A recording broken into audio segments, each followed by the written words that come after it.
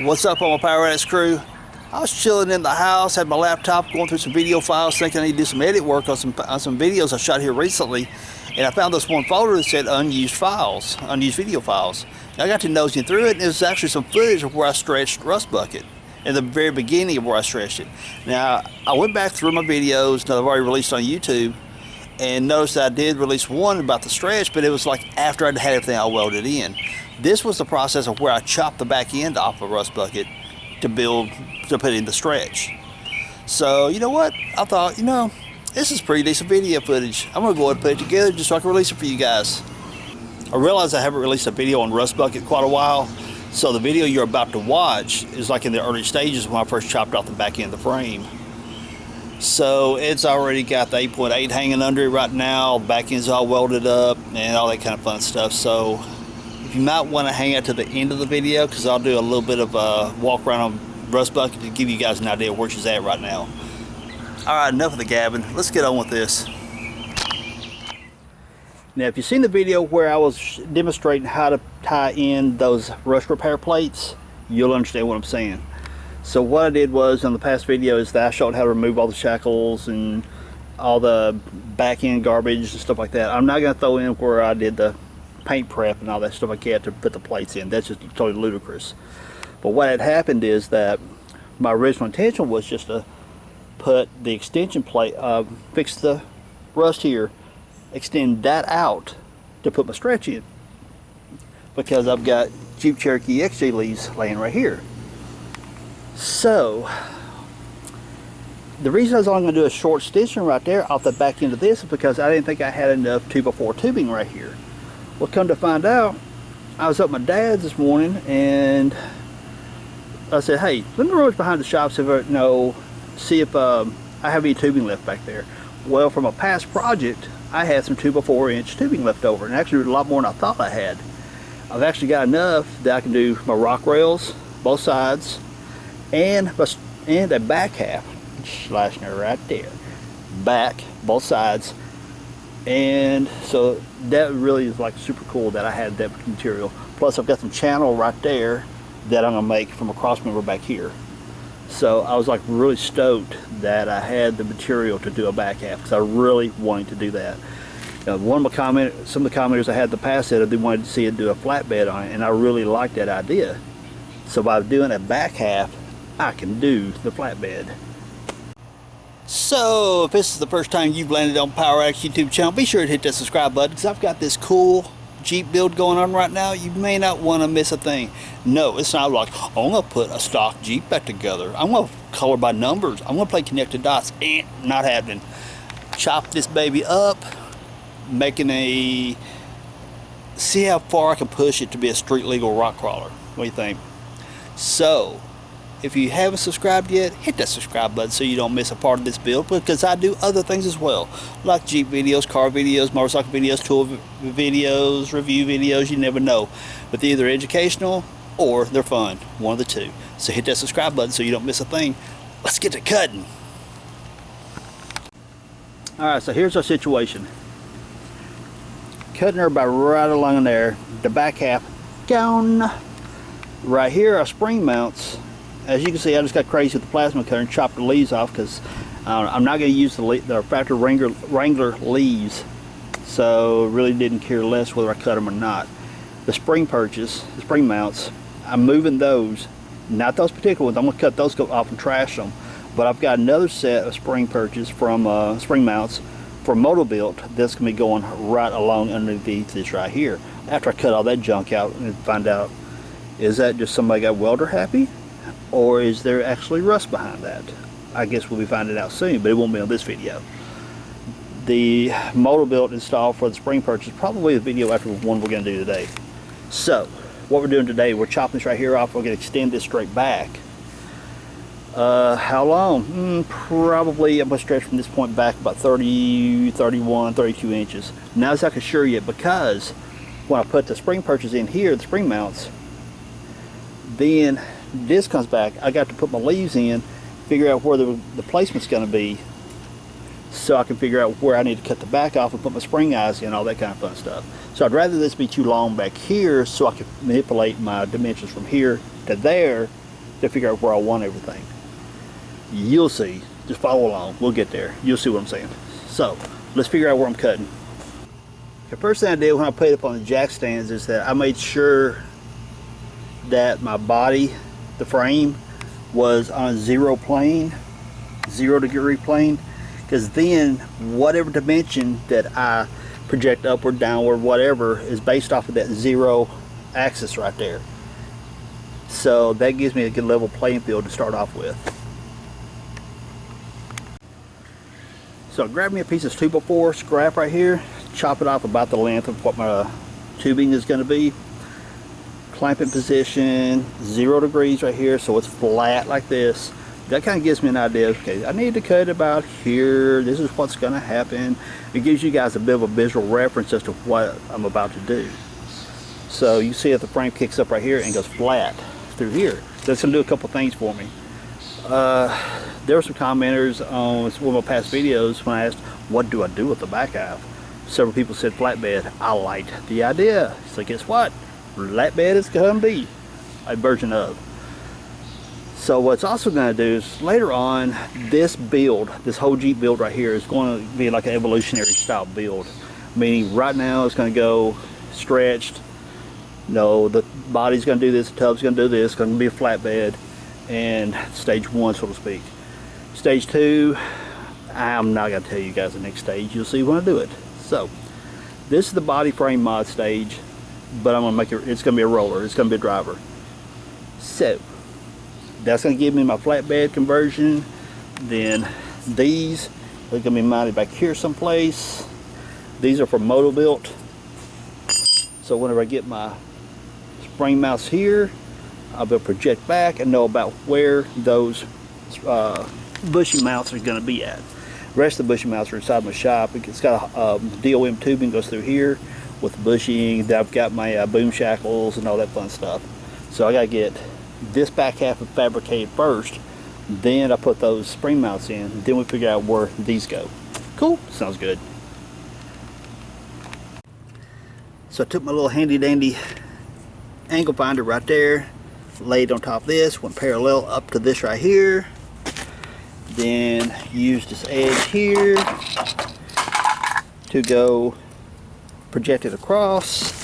And since when I come down here, I've got no real way to position that other than guessing. So my angle finder thing that just fell off here, stick it on there, put that on 90 degrees, project that line here, straight down, ta-da, there's my cut lines both sides.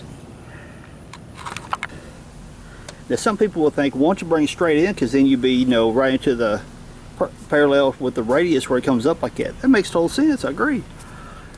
So the reason I did it was I'm a little past on that arc, so when I cut it there, if I need to, I can peel this back a little bit. I can have some overlap on my metal to weld to. Not only that, this piece here is going to keep my spacing together between the frame here. So if I was to come way back here, I'd be getting into the middle of that, and I'd be losing some structural integrity by keeping that in place. So that is going to keep a frame positioned, you know, laterally, the spacing between it.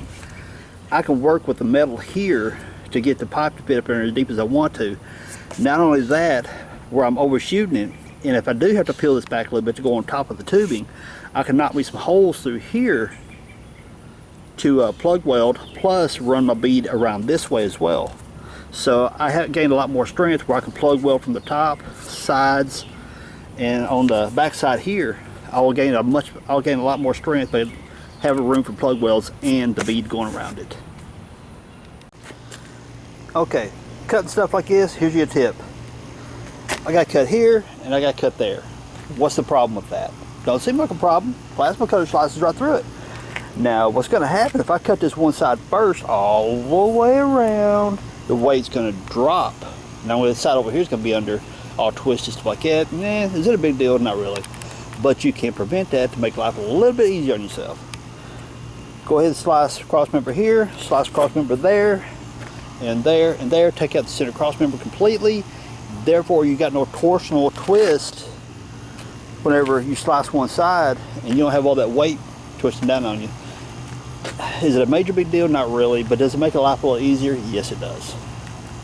And I need to go ahead and cut my shock mounts off because they're useless when my axle's going to be all the way back here. Not to mention they're pretty well useless to begin with. All right, enough rambling, let's cut. Come on, I got to know something. How many of you YJ people out there are totally freaking out crying that I'm cutting up a YJ? Down in the comments, let me know. Are you freaking out over it or are you loving it? Let me know.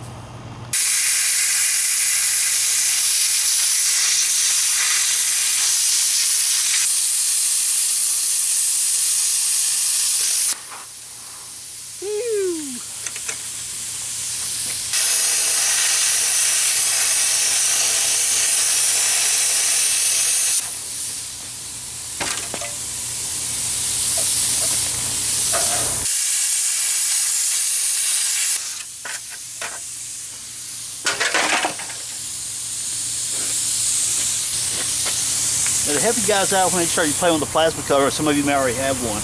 Notice my cuts. I'm standing on this side over here, okay? I'm going to do my cut this way next, because think about it, the flame blowing through from the tip. If I was to cut this side first, I'm going to blowing the flame through the frame, and of course throwing sparks all over me. So I make this cut first, come across here, and then I come down this way. It keeps the flame and the sparks and slag blowing away from me. Good idea? No, yes.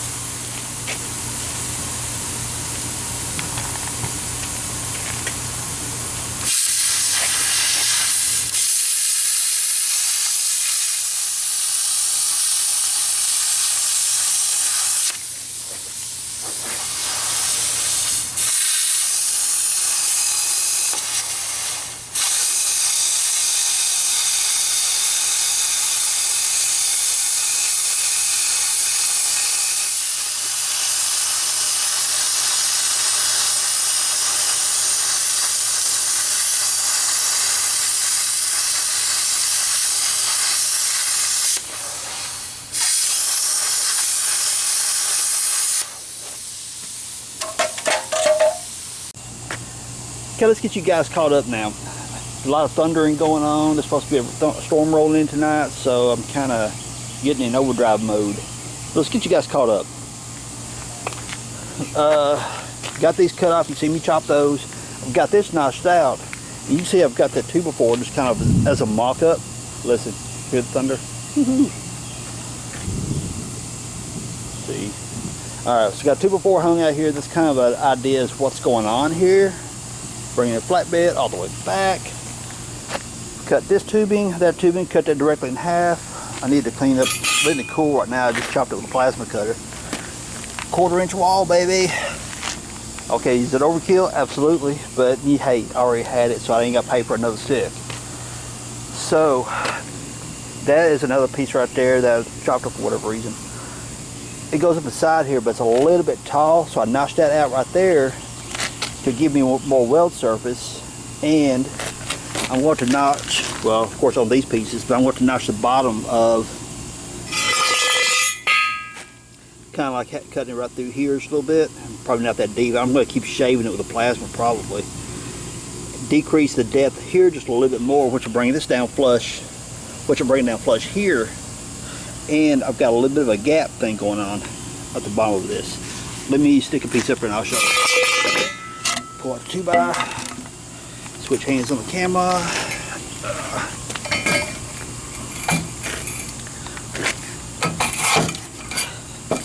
So you see I got a little bit of rise going on right there still. Got a little bit of a gap issue going on down here. So I need to take a little bit off the bottom of those pieces to allow one to sink down to close up my gap here for a weld. And plus it flushes this out a little bit more so I can get a good nice weld in here and blend it all together. So that's what we got going on for the moment. Pretty sweet. Let's try to get those things, at least fitted in, notched before the rain sets in. See what happens. So there we go. I notched the bottom out, which brought it down. It's not above this no more. It's kind of actually a little below it, but I can get plenty of good bite for the weld to go in here. Knock me some holes in here for plug welds. Got 2 on the other side as well. And I can go all the way up around here and plus along through here. So I got plenty of weld surface. Not with a metal like this, not that dirty, no. I definitely got to do some grinder work to clean the metal up for a good proper weld. And it's set pretty well flat, zero, because I just got braced up with that 1/4 inch plate at the moment. But here's about what we're going after. Let me grab my spring eye real quick. So we got our bushing mounts here from Moto-Built. They're gonna be hanging like out here on the tail here somewhere. Now for my springs mount to that. The center line of the bushing here versus the stock ones is also within about 1/4 inch of each other because of the height of this bracket right here, which worked out very well for me. Because I measured, like when it arcs up like this, it drops down, then it comes out where the factory one did. I measured the center line of that bushing, and then this one, they were within a 1/4 inch of each other. This is actually about 1/4 inch lower, which once the springs and everything's mounted into it, actually give it a little bit more lift. But I mean 1/4 inch, I mean it's like splitting hairs, honestly. So that is actually going to work out very well for me. Cool. Definitely going to be a different YJ, no doubt. Well, for kicks and giggles, I just want to see about where my wheelbase is going to be. I put the spring in place right here, just kind of set it there to get a general idea. After putting in the Moto-Built spring mounts, that's about where the spring's going to set backwards. Then the center line, the pivot, the centering pin in the spring, because those are XJ springs, so your centering pin's a little bit off-centered from spring eye to spring eye. So I'm looking at about a 106 inch wheelbase right now as it stands. Now I may adjust that forward a little bit, I don't know. I kind of think it looks pretty cool myself. Sweet, I like it. Got my horizontal pieces tacked in, and just short little tack welds. I don't want to burn them in just quite yet, simply because I still got to put the cross member piece in, which will hold all this square before I take and burn it all in. And also down here at the bottom, I'm going to take my stick welder and burn that in real hot. So I can turn my stick up and get solid penetration all the way into this and this. My MIG, it runs pretty hot, but I can get a lot better penetration on this bottom side with my stick welder. And all this right through here, I can do that with the MIG because of the thinner gauge of the frame itself. But down here I've got a crap load of metal I can bite to, so I'm going to take my stick welder and burn into that to give good strength. And if I feel froggy, I may play it for a little reinforcement. But build my rear cross member now. Okay, getting ready to tack in my rear cross member. Just want to show you guys a little trick. If you're out here working by yourself and you've got this heavy weight material that you're dealing with, stuff can be a little bit cumbersome to deal with. You can't hold this right here up, try to make it square, or cut you a piece of wood 2x4, go from here to the ground to hold it in place, worry about it balancing, all that crap. Piece of angle iron, flat stock, whatever. Clamp it here, lay it across this here, make sure it's long enough to span across all this. It'll hold in place for you, flush. But be sure, I grind the metal here to make sure it's good and clean. Bevel your edges here. I got one hard bevel along here that I laid back a little bit further so none of the contaminations of the rust be getting into the weld. I did that on this side and on the inside as well. So therefore I can get in here, run a bead, get on the other side, run a bead, and make it good and solid. I'm going to take a scrap piece of plate and get inside here and cap all this inside there. I'm going to do it on the inside. Well, actually, this end right here doesn't matter. It's not affecting anything. But I got to make sure I go to the inside here and inside here so I don't affect any of the dimensions of it going inside the frame or back inside the frame.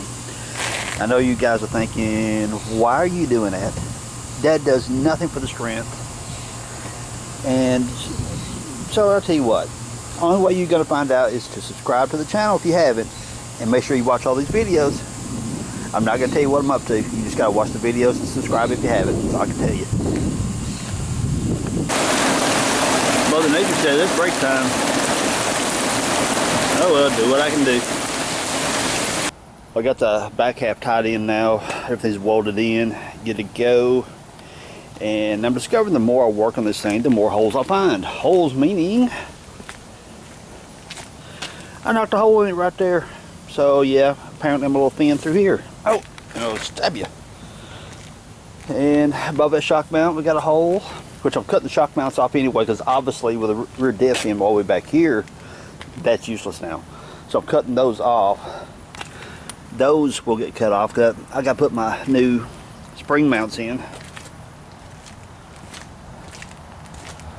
Of course, cutting this off, I got this big gaping hole here to fix, so it's obvious that I'm going to end up replating a lot of things from about here back.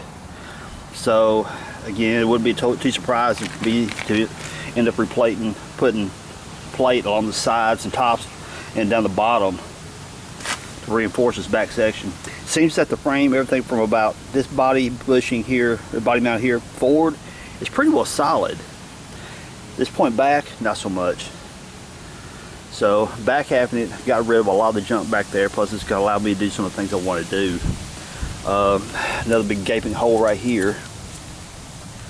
So like I said, it really is very obvious that probably from body mount back, I'm going to end up wrapping all that right there in more plate to keep from it snapping off. But it's just whenever you want to take on a total rust bucket, as the name has gotten, kind of nature of the beast. But it's all right. It's not a show. It's not a show rig. It's a toy, and I wanted something I could really have a good time with, not worry about beating up my driver. So anyway, that's where I'm at. So my next step, I'm gonna start cutting this junk right here out. I'm not sure what I'm gonna find behind this. For Motorbill, I got a new set of spring hangers here that are going to be mounted to about right here, because it's going to move the axle back 4 inches plus the XJ stretch. So I'm looking at probably close to ballparking 10 inches of stretch or so. So anyway, thought I'd catch you guys up real quick. Sorry about having to cut you guys off, but yeah, it came a total downpour. So I couldn't really get the camera out, and every time I got the camera out it would start raining, and my neighbors were laughing at me because I was out here actually grinding and welding in the rain to make this happen. He thought it was a lot of fun. He was standing on his carport over there laughing at me. I'm welding and grinding in the rain. Anyway, do what you gotta do. So what y'all think about that video? Did you enjoy it? If you did, hit that thumbs up, subscribe if you haven't, and just cool comments down below. But there's Rust Bucket. Let's talk about her a little bit. Now, if this is the first time you guys landed on Power Addicts, or the first time you've seen this particular rig in my videos, this is a 1993 model Jeep Wrangler YJ. 4.0 liter inline 6-cylinder automatic with the MP231 transfer case. Pretty well standard setup as any other YJ is. Now, you've seen in the video that I had the full fender still on it, and there's some stuff I hear that's still going on that I hadn't cut yet. Well, as you can see, she's been chopped up a bit. So let's start up here. Couldn't find the kind of fenders I wanted, so I just simply pulled out the raw steel and plasma cutter, welder, stuff like that, and made me some fender deletes, because I did not want fenders. But these particular fenders I will build in the option, which I haven't done yet. I'll build in the option of where I put a flat stock across through here, build it outward, so if I actually want fenders out here, I can make a lip up underneath the fender to bolt and unbolt the extension to come out here over the fender if I want, over the tire if I want to.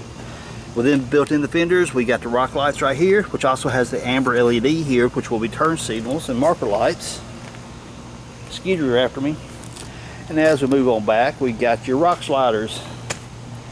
They are 2" by 4" rectangular tubing, 1/4" wall. Been capped off here and capped off here, so they're completely sealed. But right in back behind here, I've got a port drilled and tapped for onboard air. Yes, the rig will have onboard air, just like that one up there will too. So, and back here is where you see me chop up and cut up. Back here, you can see all this has been welded in. There's my bushing mounts, booms are in, 8.8 bolted in. I do not have my pinion angle set, 'cause I still got to do my tummy tuck. The tummy tuck and all that stuff, which is, people don't know what tummy tuck is. Transfer case, transmission, engine. I'm lifting it upward to make the bottom flat. The bottom meaning where the skid plate is, over here, which you cannot see because I've got a piece of plate welded in here. So let's go to this side.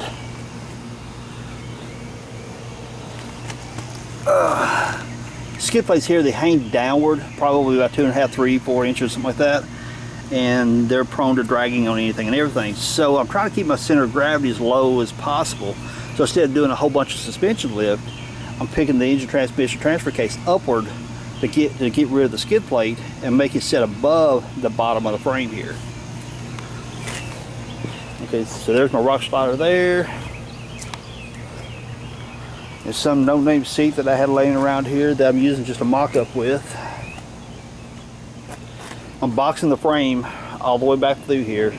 As you guys seen in the video where I had all that rust issues and such, I have went ahead and boxed the frame, 3/16 plate wrapped around the frame. Open up the door and we got the inside framed in. Framed in meaning this is 1.5-inch square tubing, what wall? 11 gauge wall thickness there and there. 1-inch square tubing, 11 gauge wall thickness. I've got my little hump coming over top of transmission tunnel here. What's going to happen is that I'm going to build up another piece back here, and this is where my automatic shifter is going to be sitting. Where is it going to be sitting? I don't know. I'm going to wait till I get my seat in. That way I can plop my tail up there and see where will my hand be comfortable at resting on the shifter to shift back and forth, you know, for playing and rock crawling or just generally driving it. Notice something missing? Those of you who really know the Jeeps and knows there's body mounts through here. Notice there's no body mounts anymore. What I've done is I cut the factory body mounts off because they were junk, rusted, and everything else. Moved the body mounts to the top of the frame here.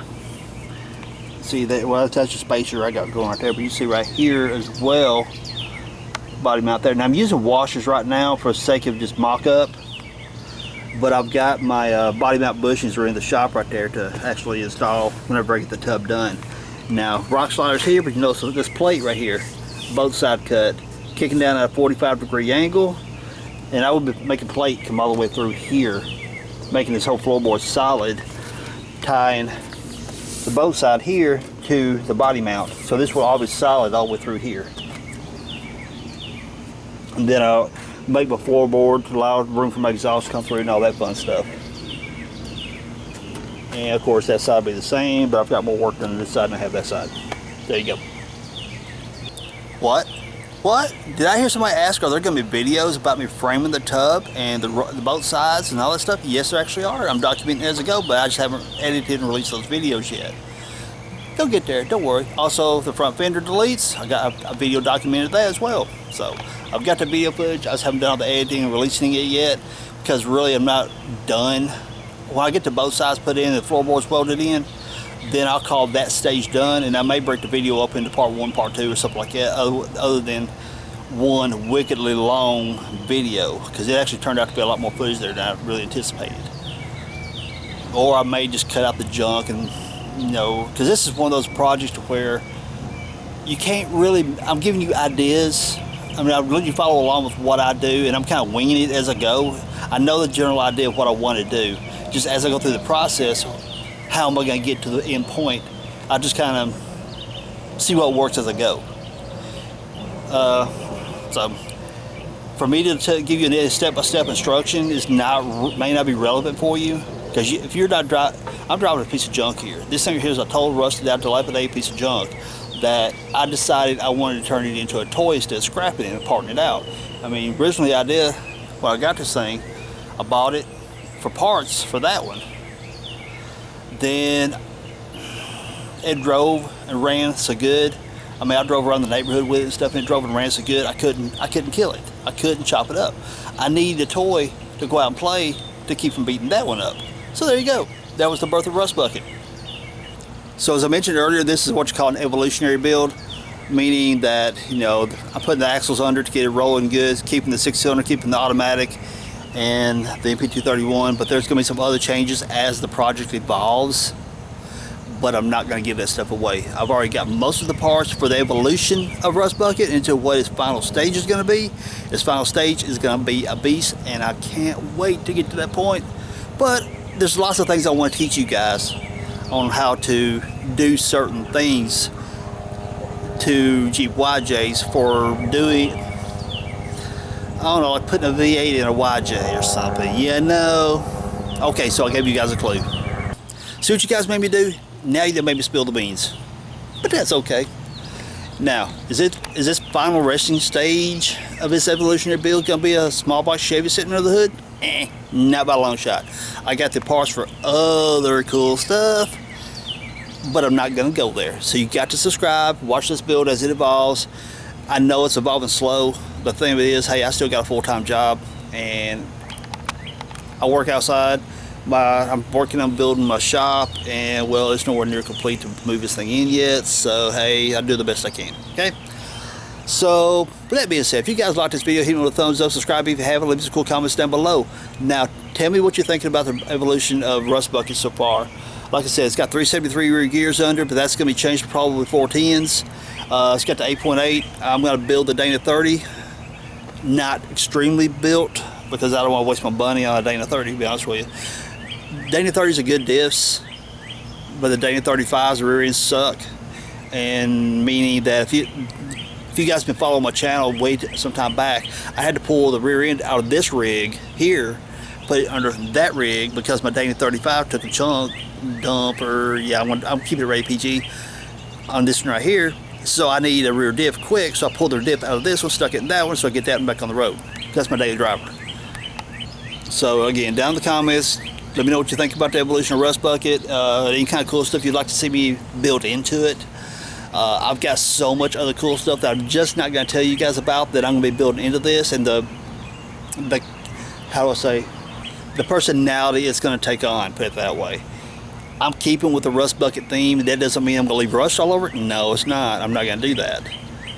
But to me, Rust Bucket means, makes me feel, what's the term? Rat rod? Dang it, I done it again.